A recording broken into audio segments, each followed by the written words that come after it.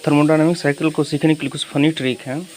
जैसे पहला ट्रिक ये कार्नोट साइकिल है, मतलब कि कार प्लस नॉट। कार बहुत फास्ट चलता है इसलिए एडियाबेटिक प्रोसेस हो गया। नोट मतलब नहीं चलेगा, मतलब बहुत स्लो यानी आइसोथर्मल प्रोसेस। कार्नोट साइकिल में दो ही प्रोसेस याद रखने के लिए होता है, एडियाबेटिक प्रोसेस और आइसोथर्मल प्रोसेस। चलिए दूसरा प्रोसेस है स्टर्लिंग।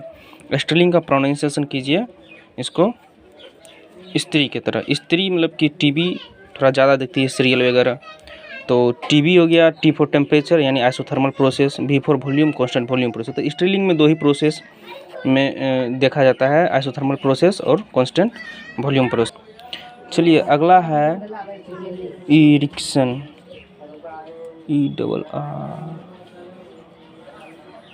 इरिक्शन साइकिल। चलिए इरिक्शन को आप प्रोनाउंसिएशन कीजिए ई रिक्शा।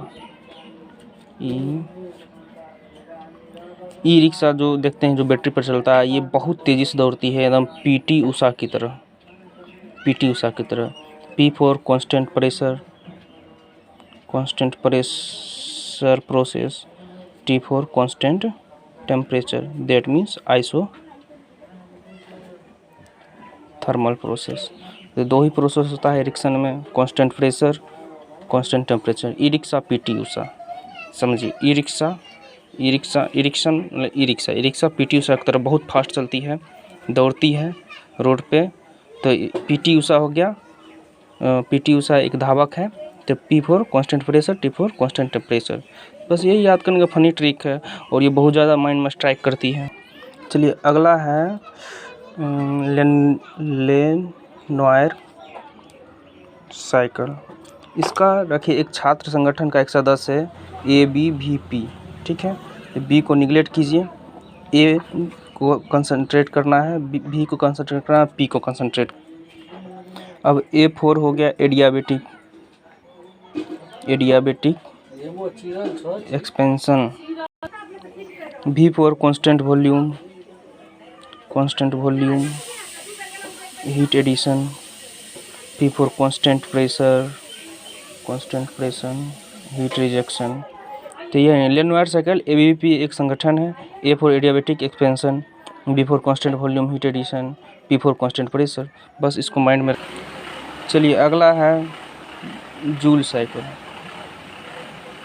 तो जूल महोदय जो थे वैज्ञानिक, हमेशा प्रेशर में रहते थे, प्रेशर में रहते थे क्योंकि साइंटिस्ट हैं तो प्रेशर में रहेंगे ही, क्योंकि बहुत सारा इन्वेंशन करना होता है। इस प्रेशर, तो इसमें दोनों कांस्टेंट प्रेशर प्रोसेस जो होता है, कांस्टेंट प्रेशर पर हीट एडिशन, कांस्टेंट प्रेशर पर हीट रिजेक्शन। तो जूल साइकिल कंप्लीट। और कोई भी साइकिल हो, ऐसा देखा गया है कि कंप्रेशन और एक्सपेंशन दोनों आइसेंट्रोपिक होता है, तो वो तो कॉमन है।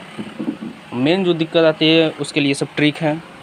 अब मेन दिक्कत आती है ऑटो एंड डीजल साइकिल में, ठीक है। इस दोनों में कंफ्यूज रहते हैं किस में हीट एडिशन कांस्टेंट वॉल्यूम होगा या कांस्टेंट प्रेशर।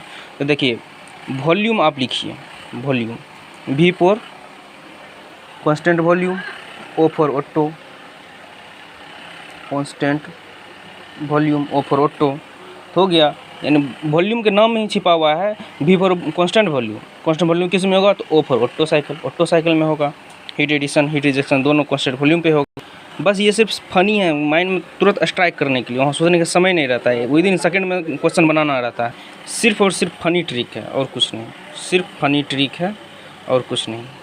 अब देखिए एक बचा last diesel cycle. Diesel cycle में और बहुत फनी है, आपको थोड़ी हंसी भी आएगी। मान लीजिए पेट्रोल पंप पे जाते हैं डीजल भरवाने के लिए, तो हीट एडिशन मतलब क्या, आप पेट्रोल डलवा रहे हैं। अब पेट्रोल जब डलवा रहे हैं उसका एनवायरनमेंट का देखिए कौन सा प्रेशर होता है, एटमॉस्फेरिक प्रेशर, जो कि कांस्टेंट होता है। यानी आप हीट डलवा रहे हैं कांस्टेंट प्रेशर पे, यानी एटमॉस्फेरिक प्रेशर जो होता है, बस सोचने के लिए, समझने के लिए, याद करने के लिए।